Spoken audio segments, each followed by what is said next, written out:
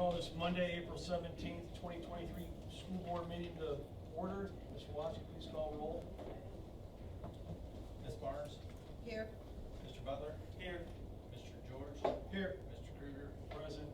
Ms. Talley? Here.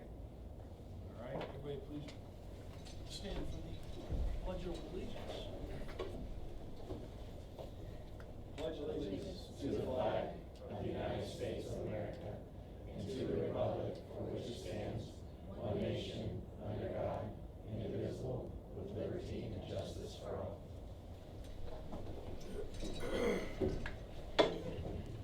Okay, before we get started, we do not have microphones up here hooked up yet, so we're gonna have to speak out.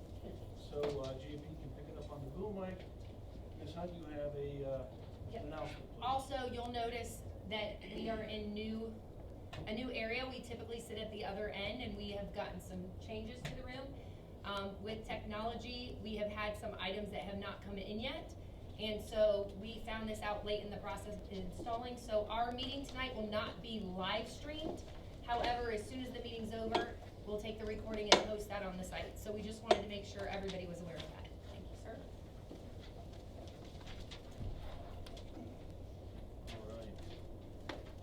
All right. Do you have any additions or deletions to the agenda? No, we do not. I need approval. So a move to approve the agenda. Second. Mr. Butler and Ms. Talley, Mr. Watson. Mr. Butler? Yes. Ms. Talley? Yes. Mr. George? Yes. Ms. Barnes? Yes. Mr. Kruger? Yes. And we will start tonight's evening out with a presentation from Community Crisis Response Team. Arnetta Davis. Hello. Can I talk? Come on right up to the podium, please. All right. Come in out of the classroom, Arnetta. Let's go. We do not have a microphone, so you have to use your outside voice. Would you like to switch me chairs? No, thank you. Thank you. All right, so as most of you know, I have been working on developing a community crisis response team for Canal, Winchester, and not just specifically for the schools, but the community in general. And this kind of like started about 3 years ago, just with dealing with a lot of crises that we were having in our community, and being the sole person. It was like, let's just pull everybody together and pull of our resources, and so that's kind of what we've done. It's taken some time for me to like work through the team and like figure out like the logistics of everything. So I will leave. This is just an outline of what the response team is going to look like, what the idea is behind it, and then what the functionality of it will be. So I will leave these on the back so that you can have it. So basically, it's a team. This team will provide immediate on-scene response for traumatic situations that occur within the Canal Winchester School District community.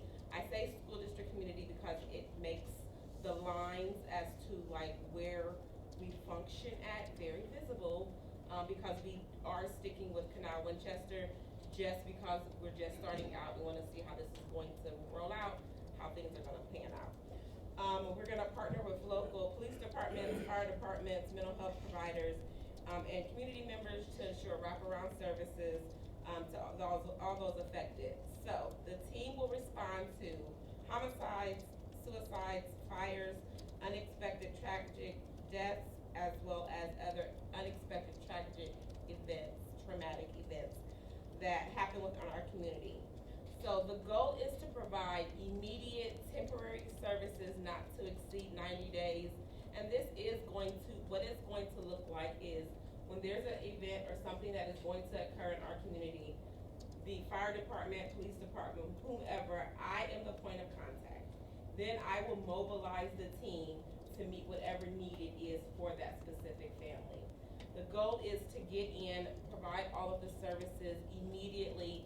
My goal is, as always, is to be on scene with families, helping them through the process, giving them the contact information, and then coming back to the team and developing a plan of how we can help them and support them over the next 90 days. And so that's kind of what it is.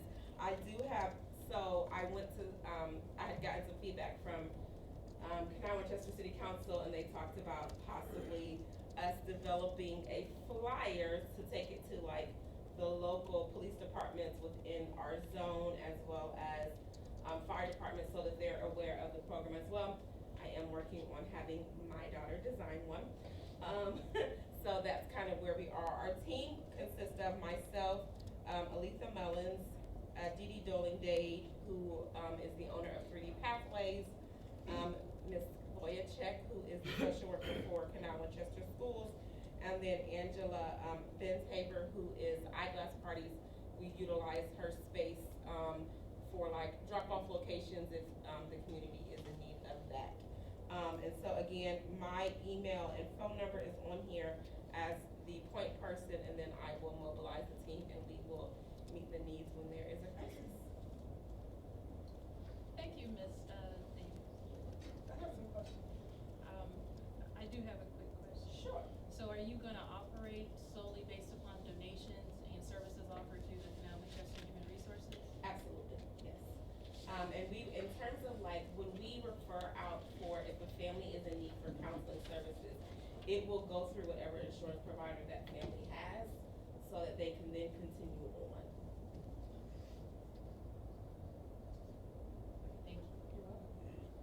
I have a few questions. Sure. I thought you were just saying thank you. So what happens when you're not available? Who is the backup? We are working on that system. I am available. I know why you're asking that, because I do stretch myself a little thin. We're working on what that's going to look like in terms of like a backup person. Right now, it is completely my cell phone and or my email. There is going to be a text option to where if they say like, can you come to, like if I, for instance, Columbus has done this before where they have just texted me and said, can you assist at this address? And then I go and get more information to see what it is that needs to be provided. And so that's just sometimes easier for officers versus trying to call in the midst of stuff, so. And are there any direct costs to you or to the team that you've experienced, whether you have to go buy water or provide a blanket you might not get back? Are there any direct costs to the team for providing these services to someone in the case of an emergency? And then is that reimbursed through the Human Resources, Canal Winchester Human Resources? It is not anything that is going to be reimbursed. Ms. Barnes knows very well what I've just been donating things. And so right now what is happening is I have a stockpile in my garage of blankets, socks, hats, gloves, just a bunch of other things. And so I keep a box in my car in the event that, for instance, a fire, and then just taking over what I have, getting a case of water. So it's nothing that is going to be that we're asking to be reimbursed for at this moment. Right now, we're just looking to utilize donations. And then, let's have a couple more questions. Have you considered, and maybe this has already been discussed, I haven't discussed it with you, but is there any liability to you in providing these services for someone? And have you looked into becoming a nonprofit organization so that you can accept donations and be reimbursed on the services that you're providing? Yes. And have legal services for any liability that may come up for whatever reason?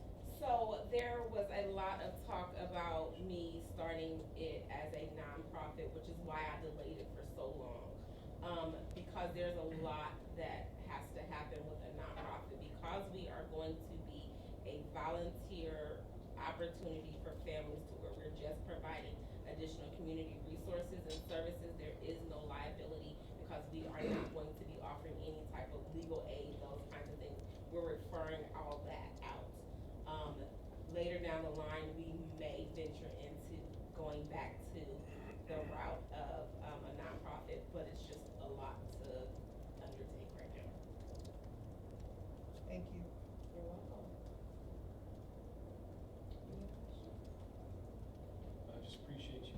service. I know it's starting out small. I mean, I see your Facebook posts all the time, and now it's actually gotten into more of an organization, and, you know, I'm sure as we move forward, it will continue to develop. So, but thank you for you and your team's volunteer efforts. Absolutely. Much appreciated. All right, thank you. Ms. Davis. Thank you.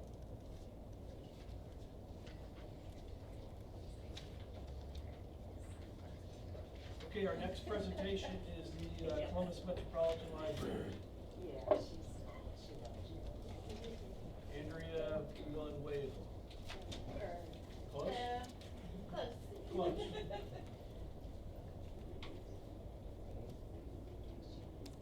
Hello. So first of all, thank you for this opportunity for us to present tonight. I'm Andrea Villanueva. It's close. I am one of the public services directors at the Columbus Metropolitan Library, and I happen to be the director for Canal Winchester. I also live in Canal Winchester. So this branch that we have that's behind you guys, or it's that way, is very close and near to my heart. But we wanted to just share a little bit of what's happening. I don't know if you have all heard, but we are building a new Canal Winchester location. It's going to be, if you know where the pool is, it's going to be pretty much in between the pool and like the skate park area across the street. We have bought land there, so we're going to be building there. So currently, the branch is only 5,400 square feet, very tiny, but our new building will be about 30,000 square feet. So we're going much larger. We'll be providing, we'll have a lot more spaces for school help, for Ready for Kindergarten, for reading buddies that we do, and then also have a broader access to technology, and we'll have meeting rooms and study rooms, which we do not currently have in the branch that we have today. So we are not sure yet, because of building projects and things that are happening. Right now, it is slated to open in 2025. That could change depending on we have a few other building projects that we're doing as well right now, so depending on where that goes, but right now that's the date. So I did want to let everybody know, so this happens to be our 150th birthday this year for Columbus Metropolitan Library, which is very huge for us. So we are doing year-long programs and events, and so this is called our sesquicentennial. So if you visit any of your locations, you'll see a lot of different events and things that are happening for that. And we have a book festival that is going to be at the main library in downtown, and that will be July 15th and 16th. And we are going to have a lot of different authors, some local authors coming from other places. It should be a really fun event, and we're going to do it for the whole weekend. And we've done a lot of different, we always do the summer reading challenge every summer, but this summer it's going to be even more enhanced because we're going to add a lot more things due to the sesquicentennial. So it's all about partying.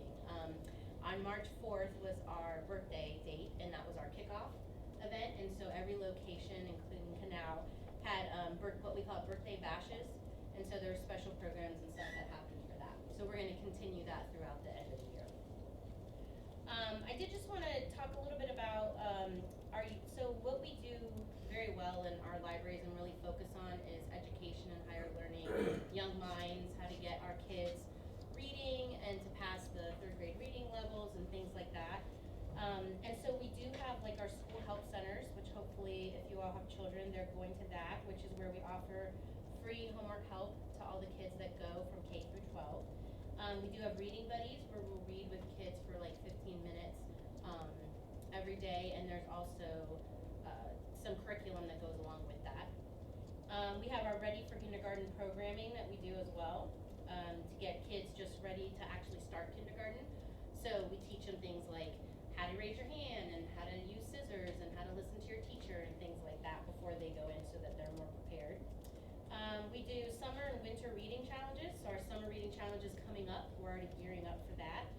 And we do have U Media Centers in a lot of our locations. We don't at Canal Winchester here just because of the space that we have. We can't do it. But a lot of our locations will have it. And the new building will have it once we open that. We also do a lot of supporting our educators. So we want to support our teachers as much as we can. So we have teacher collections, which are like grade appropriate books that we do in supporting of the lessons and the curriculums that they come up with. And so teachers just have to come in or request online, you know, what it is that they're gonna be working on. So for instance, if, in February they're doing Black History Month, then our teachers will, you know, request they need 30 books of the same title going to a certain, you know, location for them, and we make sure that we get that for them. So we do everything we can to support them. We also have educator library cards, so our teachers get library cards that are a little different than the norm, which allows them to check out more books than we normally let customers check out, and also they don't have to bring them back for a longer extended period of time as well. And there's more forgiveness if books are lost or things like that, because we know that kids could lose them, so. We have a lot of library field trips that we really love, and we hope that your teachers are taking part in. We invite classroom visits for everyone to come in and look at the library and check everything out and see how we can help them. We have kids cards that we give to kids, so they don't even have to have their parents present to get a kids card. It's a limited access card, so it only allows them to check out juvenile items, but it is a way for them to go ahead and start getting that library card without their parent having to be there. We also have virtual class visits, so in this new world that we're in, we've started that, and that's actually gone really well. We also do virtual school help and virtual reading buddies. And now that people are starting to come in more, that's not quite as popular as it was obviously a couple years ago, but we're still keeping it going for those that can't come in and don't have time. We also have LinkedIn Learning.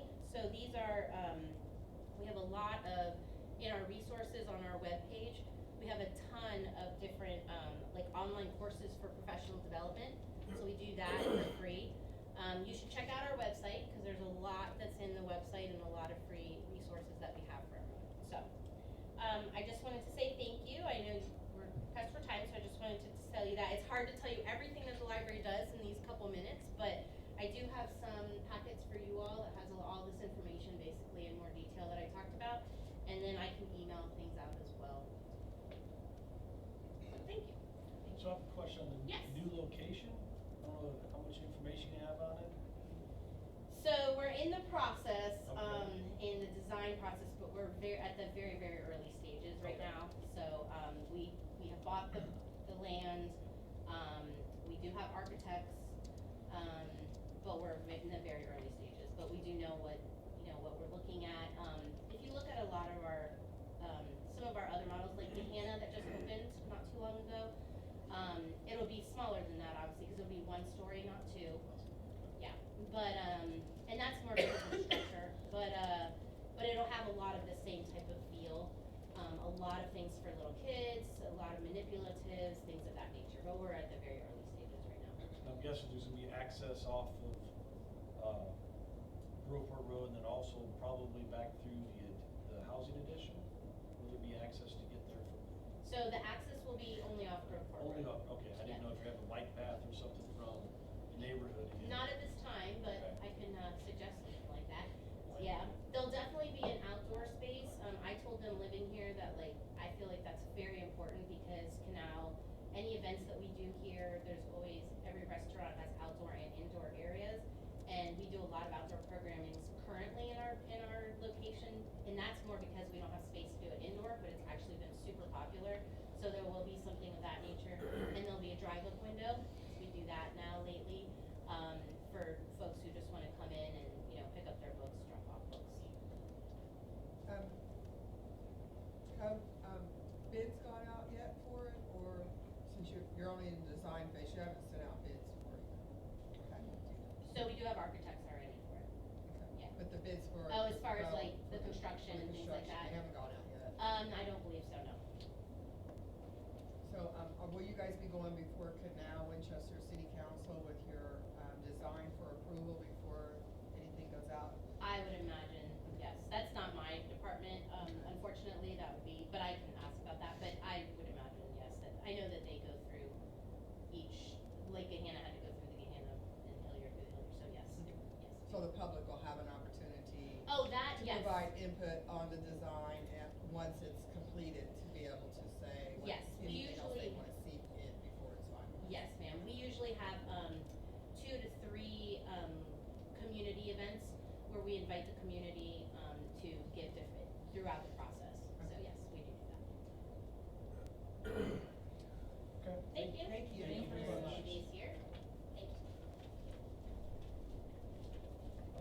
presentation is going to be Winchester Trail.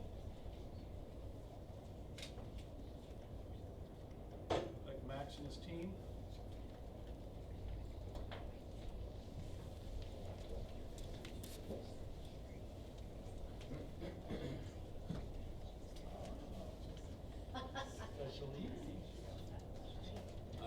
Good evening, thank you for coming. It's our pleasure to present on behalf of Winchester Trail this evening.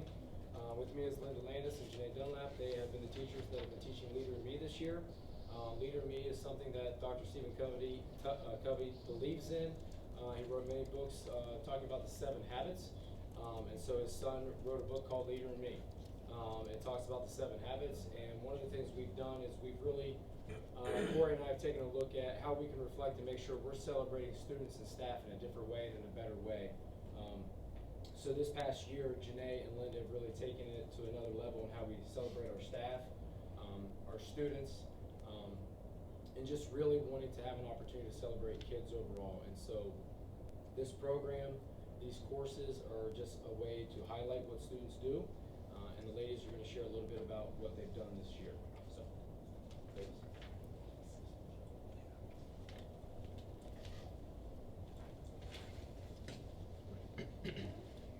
How about that? Okay. Are you clicking? Yeah, I guess. I don't have a clicker.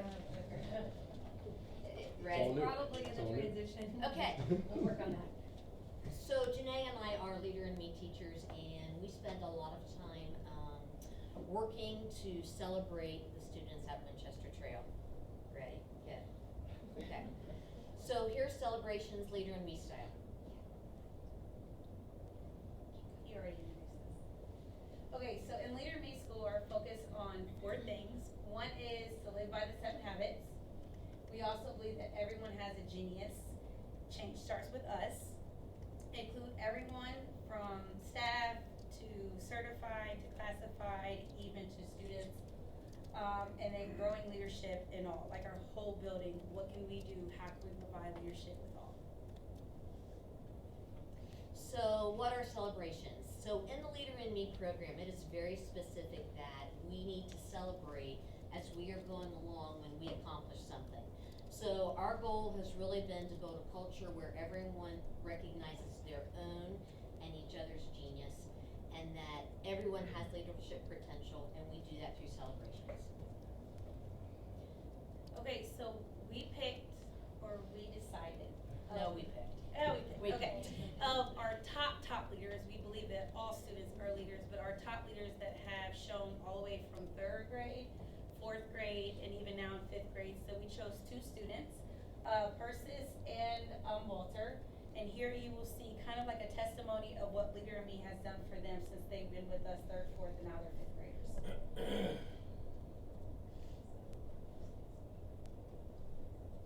Leader in Me is incorporated in all of our celebrations, like town, student, reindeer games, and sunshine games.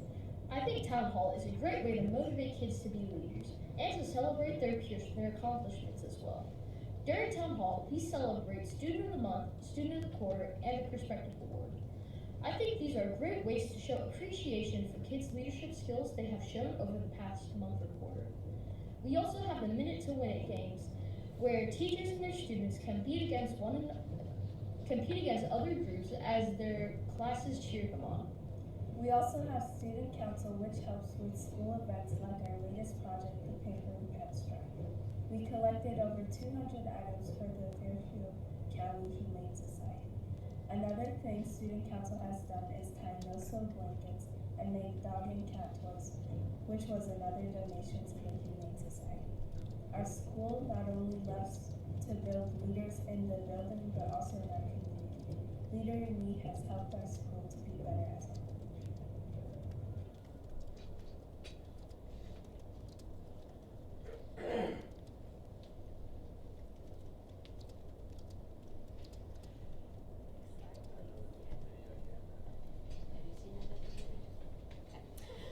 So we have a town hall celebration every month.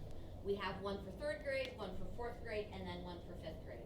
And then we have a trimester staff celebration But we kind of felt it was more important to really focus on the kids because we probably have the most fun doing it with the kids. And they absolutely love it. And they love it. They ask when we're getting ready to do it.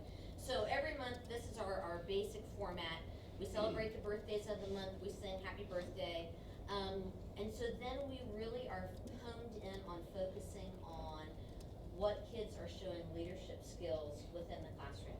So this year we've added the related art students. So there is an outstanding musician, an outstanding art student, and an outstanding PE student in 3rd grade, 4th grade, and 5th grade. Because Janae and I both agree that, there are students who excel in other places other than the classroom. So then we also do classroom student leaders. Okay, so classroom student leaders is a perspective award, so that gives us, because we are related arts teachers as well, but it gives us the opportunity to really highlight students that have stood out in all aspects within the building, cafeteria, walk in the office, hallway. So it's just an opportunity for us to highlight, and we call it our perspective award. We also do the 7 habit drawing, which is like a pride time ticket or a 7 habit ticket. If they're caught being good, or if they're caught in the hallway displaying the 7 habits or applying them, any teacher within the building or any janitor, it doesn't matter, any adult can hand out these tickets, and then the homeroom teacher collects them, and we draw them out, and they get a surprise gift during town hall. And then we also have the Golden Plate Award, which is a big deal if you, because you get to sit wherever you want that month following within your classroom. You don't have to sit in your assigned seats.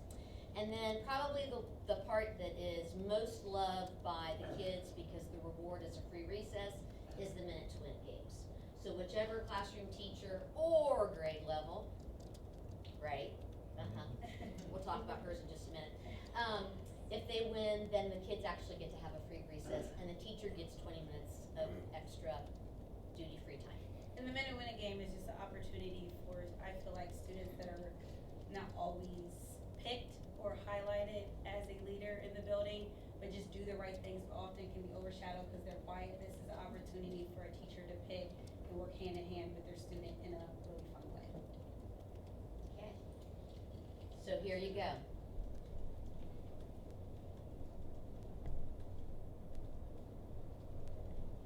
And Linda looks crazy because it was Wacky Wednesday. Do so not just a judge. disclaimer, This is, no judgment. yeah, no judgment. You should have just stopped it at It's my normal look. It really is my normal, yeah. You can judge it a little bit.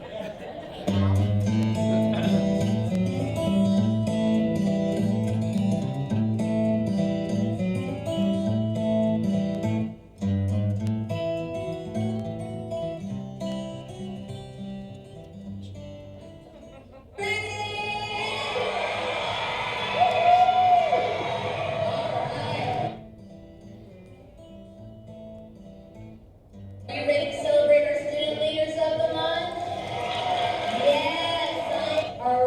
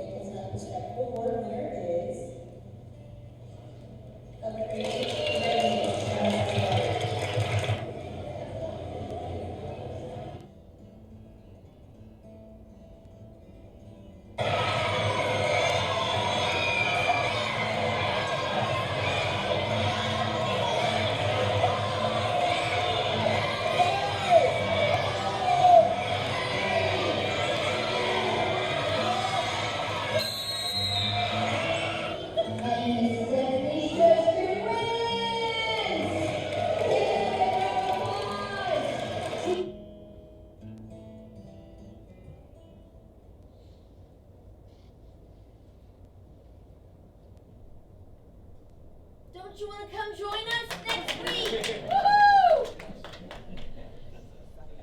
Oh, sorry, next slide. Questions?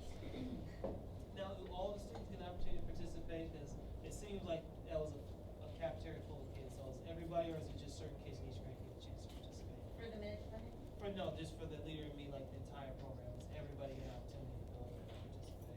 I wouldn't say, honest answer, I wouldn't say 100% everybody, but I would say a high percentage. I think. Wait a minute, every third grader is there. Every third grader Every is fourth there. grader is there. But Our for special like- needs kids come, yes, always. Yes, and then for like minute to win it, it's selected depending on the game. You may have one, you may have two, you may have 3 volunteers.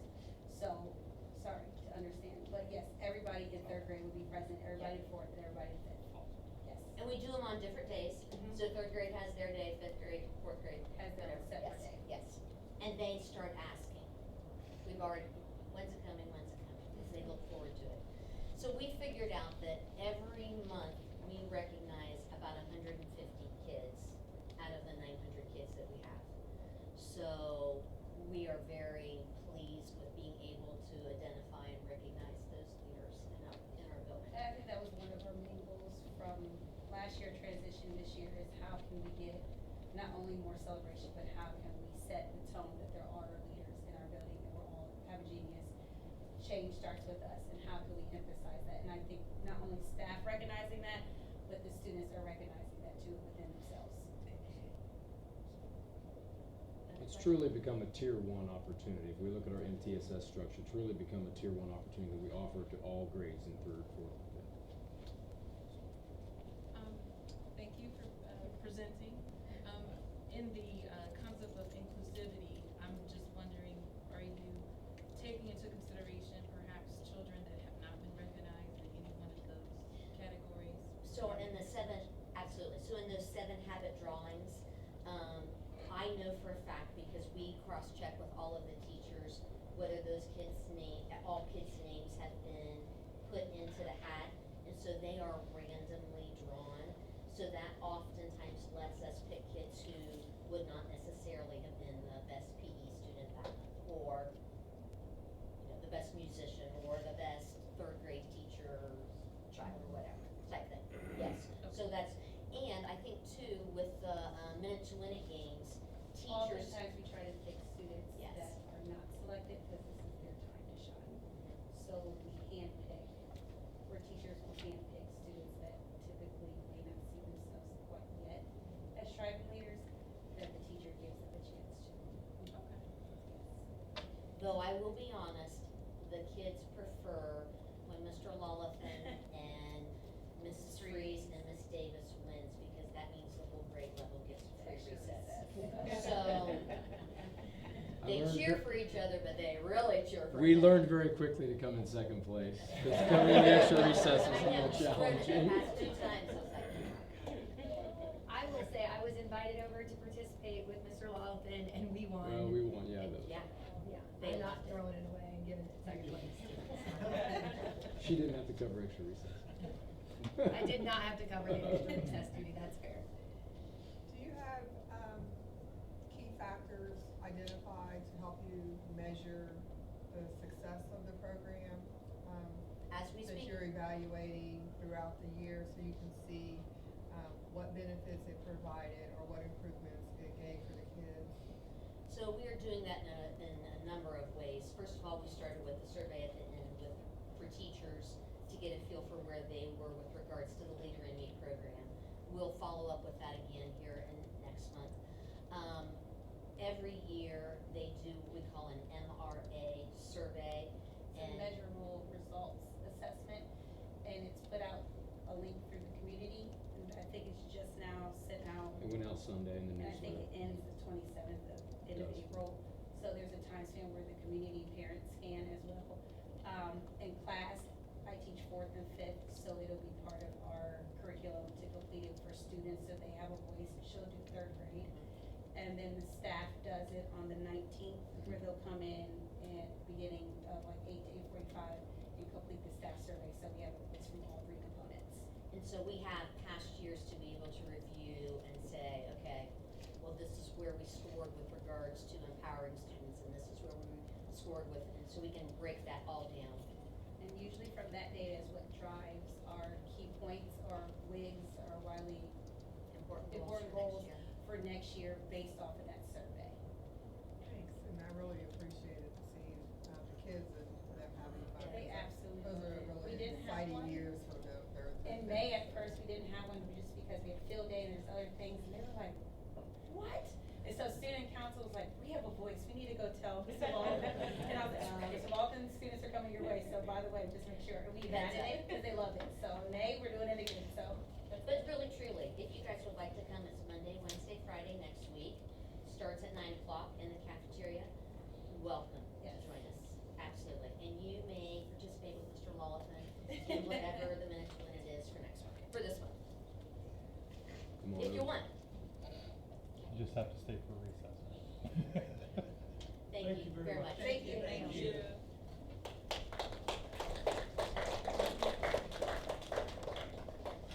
And then our last presentation is CWEA.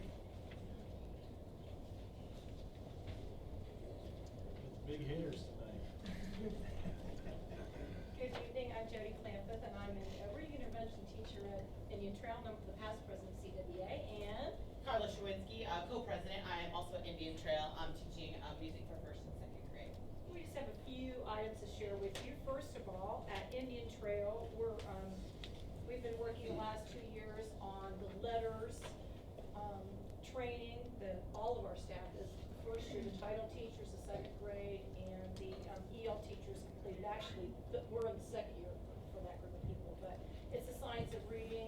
It meets the state mandate for the science of reading and dyslexia law. And it's a great training. It has a lot of in-person instruction with Alyssa Locker, who's our instructional coach. It has a lot of independent modules, a lot of videos. It's really a great resource. So I've done it, so we really enjoyed that.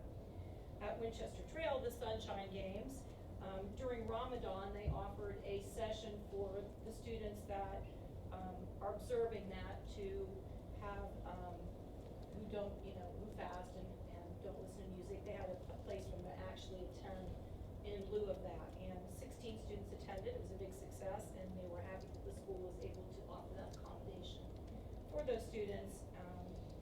And the fourth grade teachers brought that idea forward, so that's great. In the high school, there are 15 students that completed the Rise Up program to earn an industry-recognized credential in retail, industrial fundamentals, and customer service and sales. So that's interesting.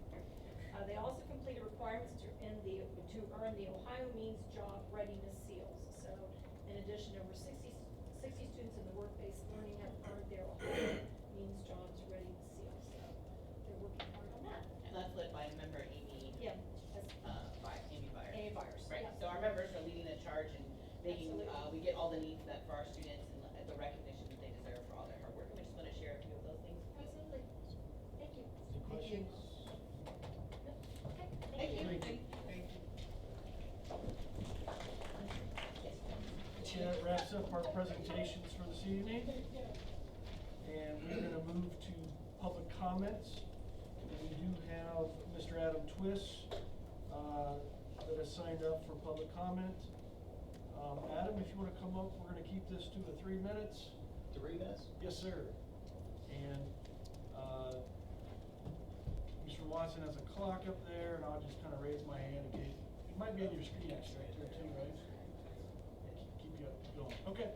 All right, good evening. I want to thank you for your attention while I present some important concerns. My name is Adam Twist, and I lived in the Canal, Winchester area for 45 years, graduated from here, taught here for 23 years, raised my kids who also graduated from here.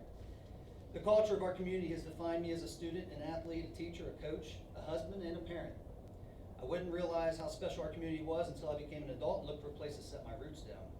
The numerous community events we enjoyed this day require the dedication of many people, and I would be remiss not to be here today, as it has become clear to me that the rich values and culture of our small town are no longer aligned with the values of this school district.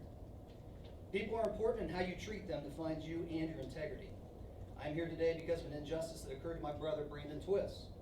The heavy-handed and overly punitive philosophy of the previous administration under Jim Sotler continues to rear its head under the current administrator, Kaya Hunt. Many CW professionals have experienced this toxic and unnecessary approach. Currently, there are two issues, and I hope that you are aware of both of them. My brother was the head softball coach, and on March 14th, an anonymous email sent through Safe Schools report accused him of having inappropriate relations with a player on the team. Undoubtedly, this is one of the most serious accusations that can be placed upon anyone, let alone an educator or coach. Upon conclusion of the investigation, district officials admittedly found no credible evidence of any wrongdoing by Coach Brandon Twist. He was then promptly removed from the position. Why then give the public the optics of guilt? I was asked at Shades by a former student if he was going to lose his teaching job, which is in a bordering district. I understand there hasn't been any drama in the program since. You do not know that it is not because, you do know that it is not because of any drama that Coach Twist created, but the drama of the parents that wanted him removed. Please understand the administration's words were that there was no credible evidence. The athlete mentioned in the email spoke in front of about 65 people in attendance of a meeting held to inform the softball program, parents, and players. Her speech was brave, heartbreaking, but intentional. She explained that Coach Brandon Twist was innocent of any wrongdoing, and I quote, "The rumors spreading throughout our community are untrue. He never made me feel personally uncomfortable, and the private conversations held at the auxiliary gym were completely professional," unquote. Superintendent Hunt then explained how they were going to move forward without Coach Twist. That is when I beg the question, why doesn't he get to speak? Why isn't he being heard? What could possibly be the reason for not giving a man, an innocent man, the opportunity to face his accuser, who was most likely in the crowd? There were two victims. The athlete had her opportunity to speak to the accuser, but Brandon did not. I saw it as my duty to be his voice. Brandon needed a voice. There's others through the years, 20 staff members that I can come up with that needed a voice, and unfortunately they did not. Maybe Crystal Swayze, Rachel Harris, Rebecca Evans, Sandra Frazier, and Coach Ron Martin all needed a voice. Maybe Carol Lukic, Anthony Riggs, Carol McIntosh, Kyle Morrow, or Jill Adams needed a voice. Maybe Casey Park, Rebecca Maynard, Sherry Boggs, Josh Stratton, or Seth Bixler needed a voice. All I know is Brandon Twist needed my voice. I would think if I reached out to these people, they would not want me to say their names. I will jump down to the bottom here. Over the course of the last several weeks, our family name has been drugged through the mud and unnecessarily. But the last 10 years have proven to me that this administration is power hungry and extremely punitive in nature, and there are many names that needed to be read. These last few weeks, I have talked to many current staff members, and all of them showed concern for their own reputations and security of a job. In the post-COVID world we currently work and live in, the CW staff deserves better, as education is more difficult than ever. I am asking for you to know the story and to ask questions. Not just Coach Twist's story, but all of the stories of people that I mentioned here tonight. Because as I said earlier, people are important, and how you treat them defines you and your integrity. Thank you for your time. Thank you, Adam.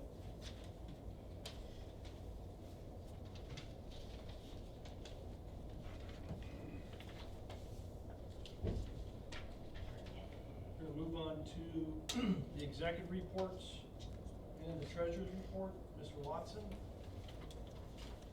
filling in for Mr. Roberts this evening. Yeah, I'll be shorter than Mr. Roberts, so.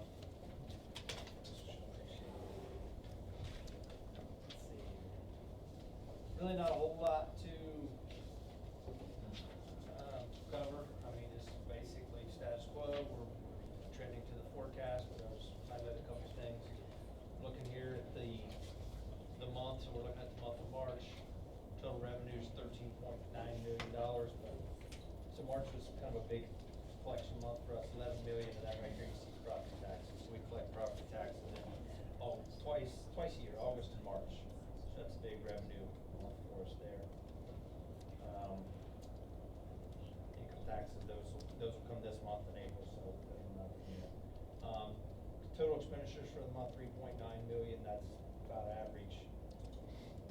Most months, that's about what we do. So about $10 million on the month. But for the year, you'll notice, for the fiscal year, we're down to 6.9.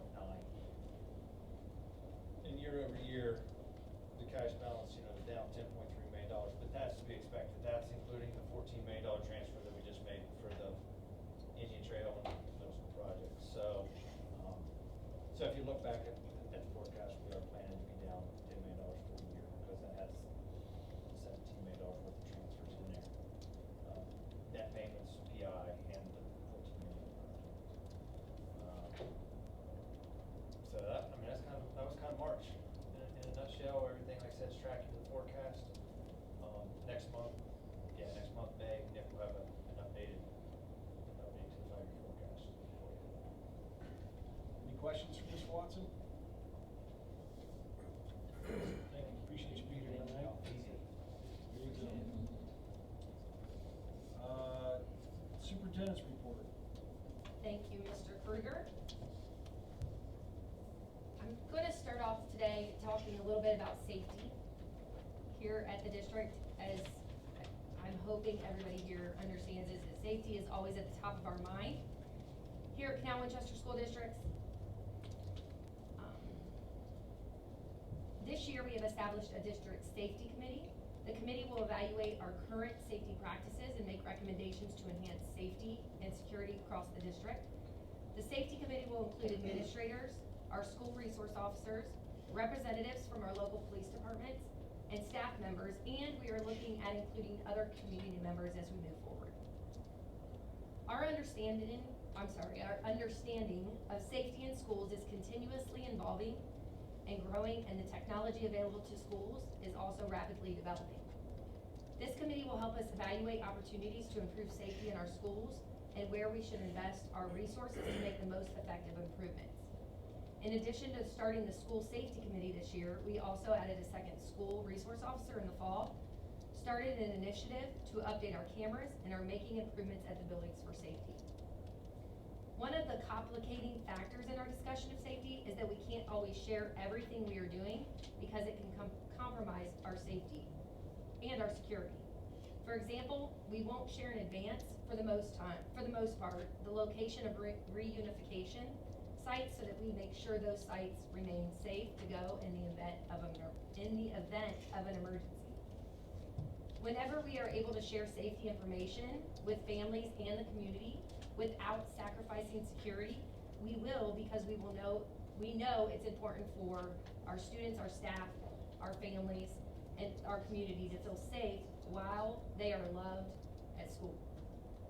Keeping our students and our staff is the first step to making sure that we can teach and learn at school, and we're committed to doing everything we can to keep Canal Winchester schools a safe place to live, learn, and work.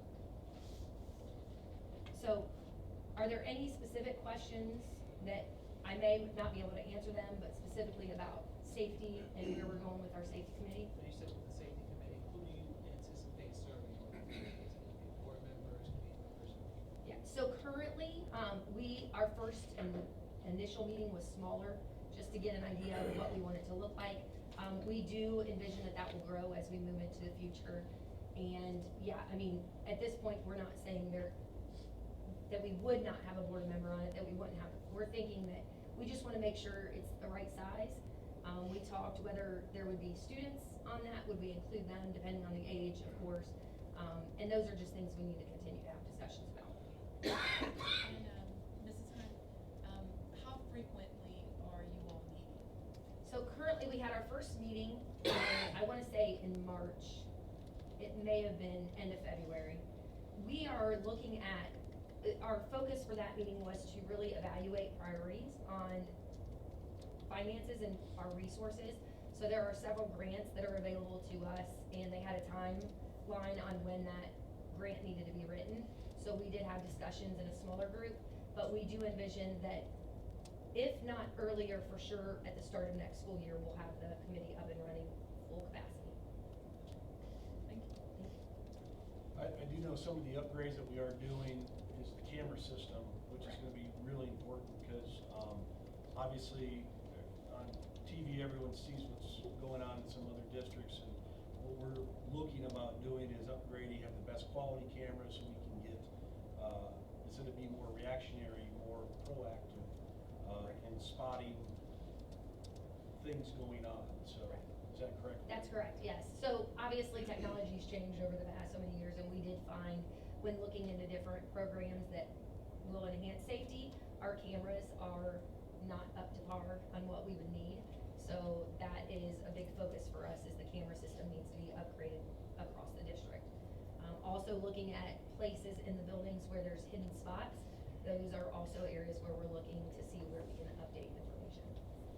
Correct, yes, the camera is a great example of something that we can share, that makes sense for then other software that we may be able to include on those camera software.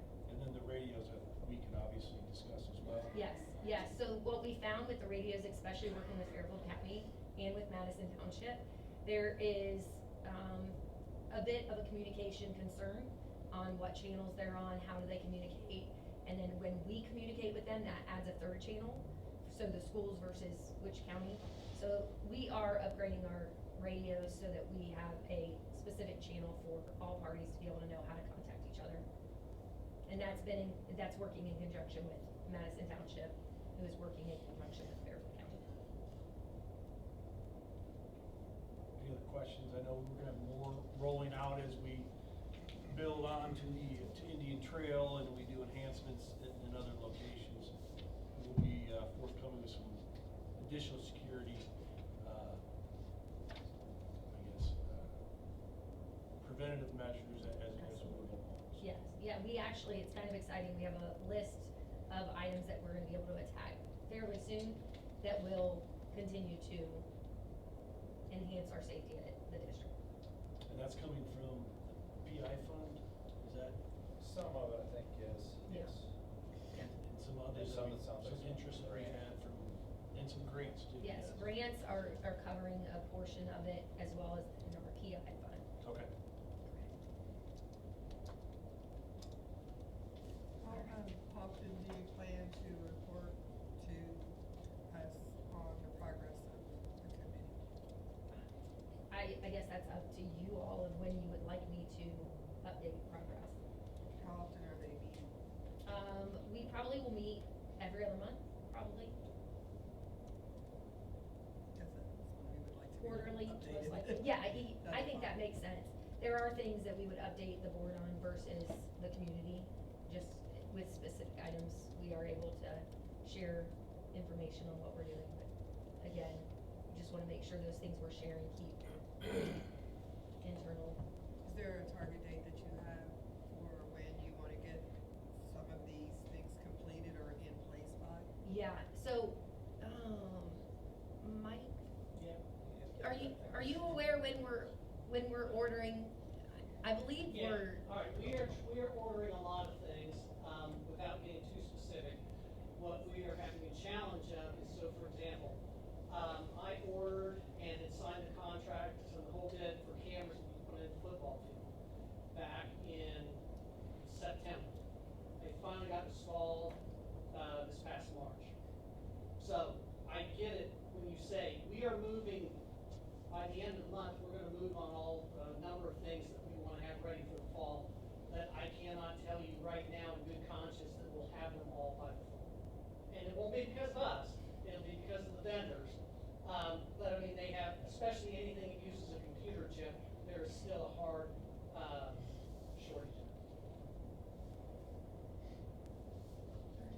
it. Any other questions regarding safety? Okay, well, it's that time of the meeting again where we are going to recognize our Knock Your Socks Off Award winners. I'm gonna start with Kevin McCarty.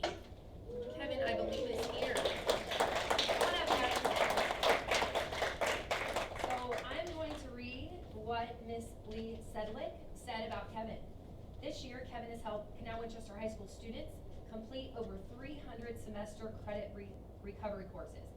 Kevin is amazing at making connections and building relationships with students while also pushing them to do their best and working on getting them back on track. He is amazing at communicating with administration, counselors, teachers, and other staff about the progress of each student. He also does a great job communicating with families and updating them about their students' progress. Kevin is an amazing teacher, a wonderful coworker, and an outstanding community member. He embodies all of our Portrait of a Graduate competencies, and our school is very lucky to have him. So, Kevin, I would like to present you with your Knock Your Socks and your certificate.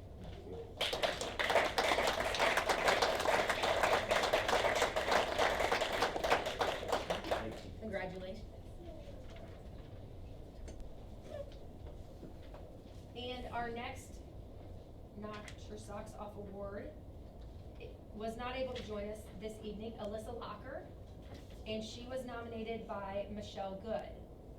Michelle says, Alyssa continues to show passion for what she does. She has dedicated herself to becoming an expert in spelling, decoding, phonemic awareness, and reading comprehension. She is quick to help others and is always ready to lend a helping hand. Thank you, Alyssa, for all that you do. So I will make sure to get Alyssa her socks this week, and get a picture so that you all can see. But we appreciate, oh, Kevin, I forgot your card.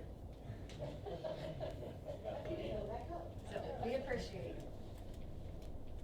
Thank you again. Sorry about that. All right. And that's all I have for my superintendent's report. All right. Any questions for Ms. Hunt? All righty. We're gonna move on to district reports. Does anybody have any highlights they want to pull from the district reports and have a discussion or ask questions? I just wanted to say that the communications report, I thought that was pretty cool. A lot of the graphics in there, a lot of things that they're doing to communicate out the stats that they provided. So I was really impressed, and I thought that was a really good report that they provided this time. If you guys haven't had a chance to look at it, they do provide a lot of stats on how many people they're reaching on Facebook, people who respond, other different things. Looks like it has some student input too, so that looked like a really nice report. You're doing a great job. Thank you. Yes. Thank you, Megan. All right. We will move on to the consent agenda. I'm gonna need a motion to accept the consent agenda. So moved. Second. Ms. Stelling, Mr. George, Okay. and Ms. Hunt, go ahead. Thank you, Mr. Cricker. We're gonna start off with number 2 are the minutes from the March 20th meeting. Moving on to number 3, we do have donations. We have several donations from the Canal Winchester Lions Club to the marching band, steel drum, high school choir. You okay? Yes, sir. That's okay. And Science Olympiad. We also have 2 donations for scholarships from the Wood Foundation. We have one in the amount of $10,000 for the Peggy Wood Scholarship and one in the amount of $5,000 to the Cheryl Wood Academic Scholarship. We also have a donation from Rita B. Starr through the Columbus Foundation to the High School Jeans Scholarship. High school jeans, or would that be the district jeans? Jeans Scholarship? They title it that way, you get the letter every year. Okay. It's It's to the jeans, the scholarship on. Scholarship. I mean, it runs in the district and the high school Perfect. picks, one recipient. Okay, thank you. And then we also have a donation from Christine and Christopher Jones for track in the amount of $500. So we just wanna thank them for their donations. Moving on to number 4, administrative personnel, we are asking you to approve Leah Cobb, who is currently assistant principal, for a stipend for serving as interim principal. We did backdate this to February 1st of 2023 to June 30th of 2023. Just a little bit of side note there, we have already approved Leah for her 10 transition days, which would be her days in July, and then her new contract would start August 1. Moving on to number 5, we have several certified personnel who are resigning. I do want to make one mention, which I don't know if Miss Landis is still here, but Miss Landis, who was in the video, and who was wearing the yellow sweater tonight, she is resigning for the purpose of retirement, effective June 1st.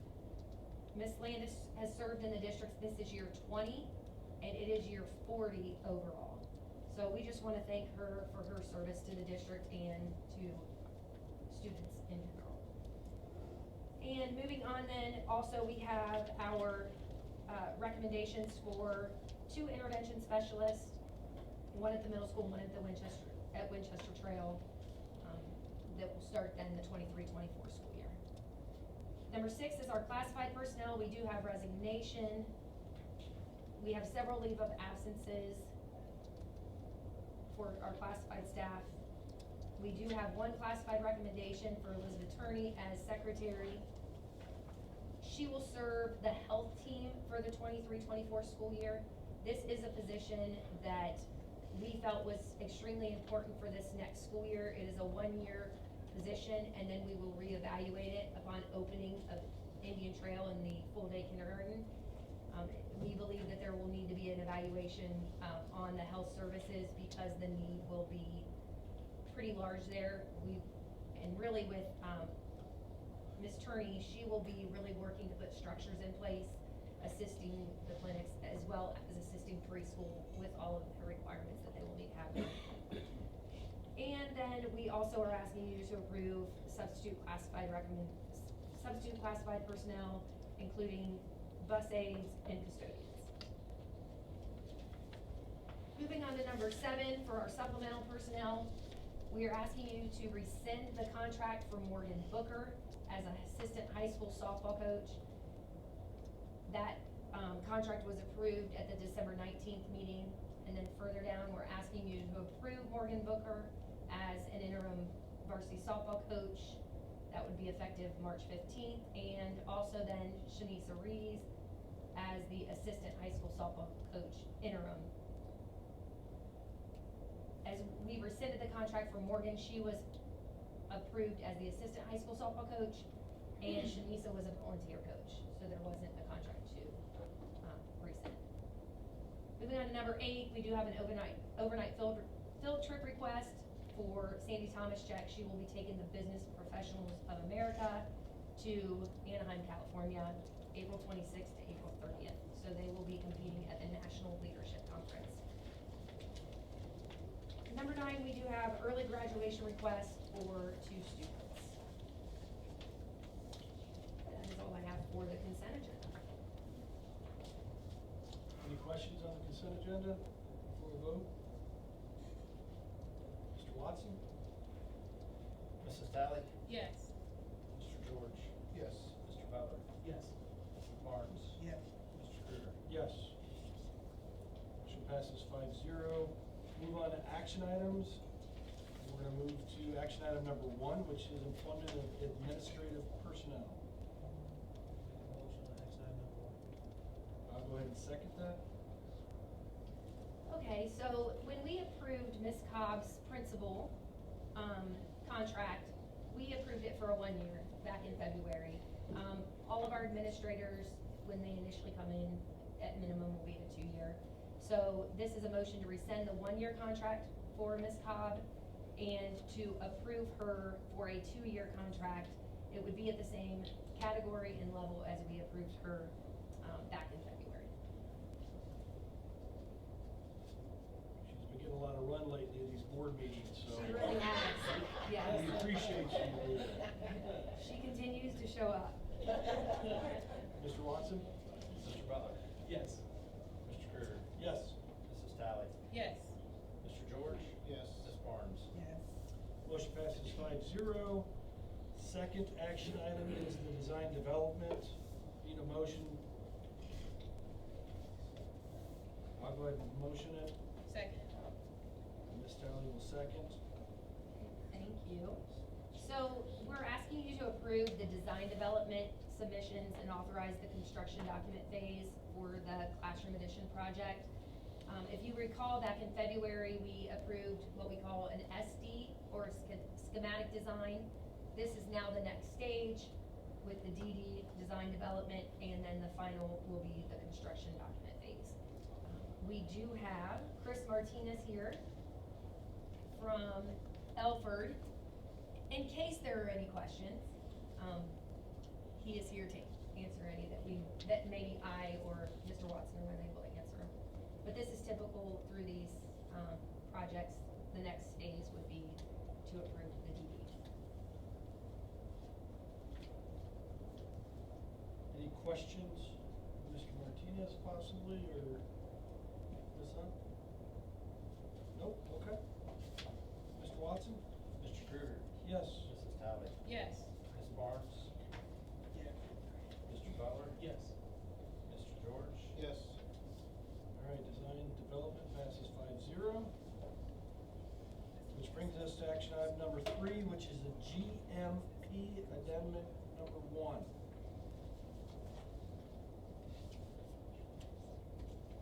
I need a motion? I'll make the motion next time. Mr. Butler, I need a second. Second. Mr. George. Okay, so here we are asking you to approve the GMP amendment, which stands for the guaranteed max price, with the CMR agreement. Basically, the need for this is due to long lead times for procurement of equipment. My team back there is gonna have a heyday with me in pronouncing words today.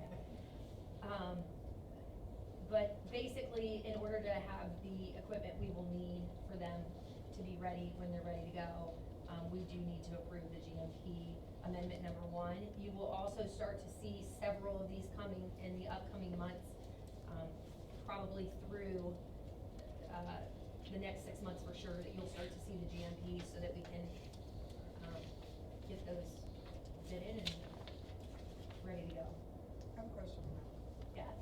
So, Mr. Martinez, you may need to come up. There is a question, we'll see. All right. This is for the middle school, right? This is for the Indian Trail expansion. And I don't have a question. Okay. Should let you off easy there. Yeah, these are for the air handlers and the electrical gear to get those ordered early and shipped, because those probably could possibly be some delay items, so. Mr. Watson? Mr. Butler? Yes. Mr. George? Yes. Mr. Krueger?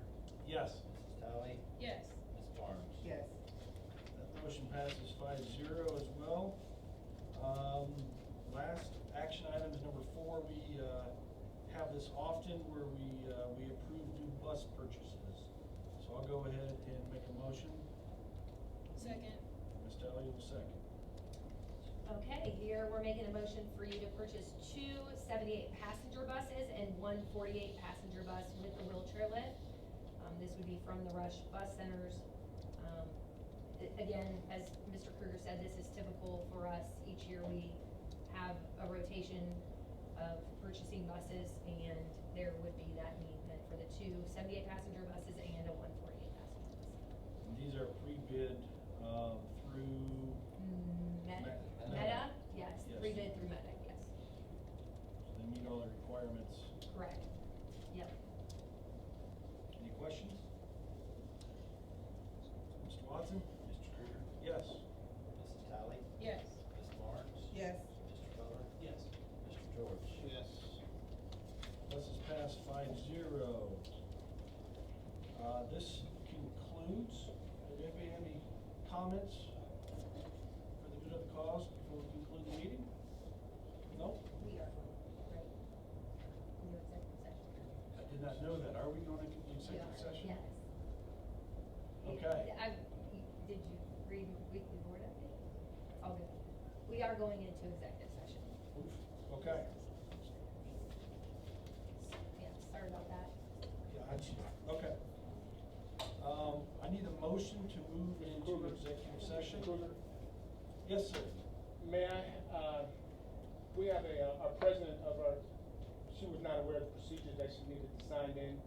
She has an important message she wants to bring to the board and the superintendent. Is that permissible? It is by me. Come on up. Thank you.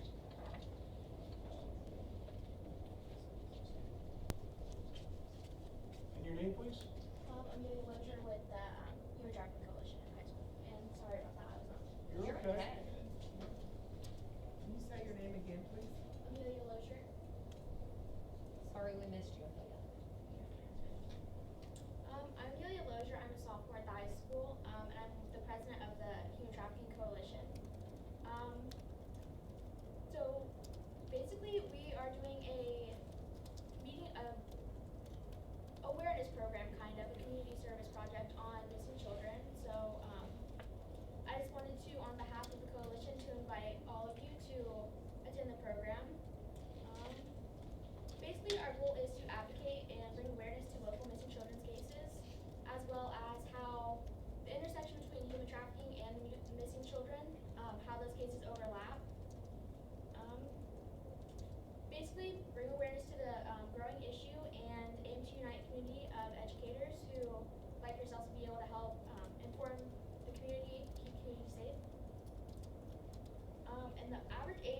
children in communities abducted or murdered are 11 years old. So it's a pressing issue for all of the schools to be educated and brought up. And most of these children are recovered and returned home, but the aim of our program would be for the children who are not, to inform that these are the real effects of what happens. It affects communities, the school districts, and it's every parent's worst nightmare. It affects the communities, the districts, everywhere around where the people go missing. And every year the Department of Justice and the Ohio Missing Children's Clearinghouse, it's in the Attorney General's office, take time to commemorate the unselfish acts of the organizations that come together to help, and that is observed in May every year. And it's on May 25th specifically, and we take pause to focus attention on children who have been recovered as well as the children who are still missing. Basically, we aim to remain outspoken about the event, and this is a new program, the Human Trafficking Coalition, that we started at the high school. So to bring awareness to that, we're growing the program into next year. And this year, the program will be in conjunction with the Ohio Attorney General's office, and like I said, it'll be community-wide. It'll be at Ollie Speaks on May 13th from 10 a.m. to 1 p.m. Can you say that again, please? May 13th this year from 10 a.m. to 1 p.m. at Ollie Speaks. And that'll be, you're gonna be having like a meeting for the public to come in and we'll get a chance to say. And then some of the confirmed speakers that we have coming in are the FBI, the Ohio Attorney General's office, the BCI, Ohio Bureau of Criminal Investigations. They will be bringing in like investigation trucks, information on that, and having like an information table. And then pending, we have the Fairfield County Sheriff's Office. They will be bringing in, we've asked them to bring in like helicopters, drones, and have an information table as well. Several state representatives have been invited to attend.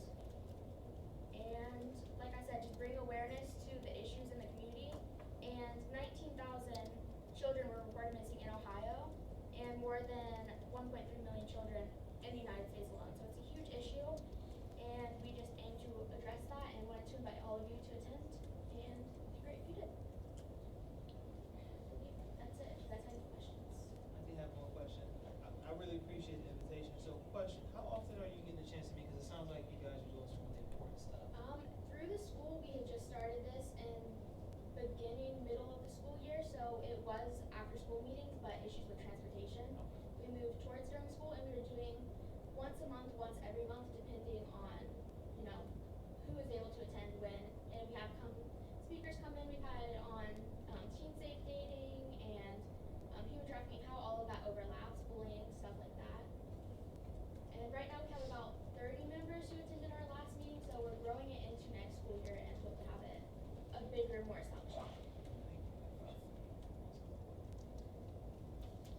Your name again? Cornelius McGray. Thank you very much, sir. No. I appreciate what you're doing, getting the kids involved, having them develop it and run it themselves with your guidance, so thank you. Thank you. Thank you all. Thank you. Thank you very much. Okay, I need a motion to move into an executive session. Mr. Butler, I'll go ahead and second that. We do not intend to come back and re-adjourn, so there will be no action taken during that or after it. So I'll let you know when we're out of that executive session in minutes.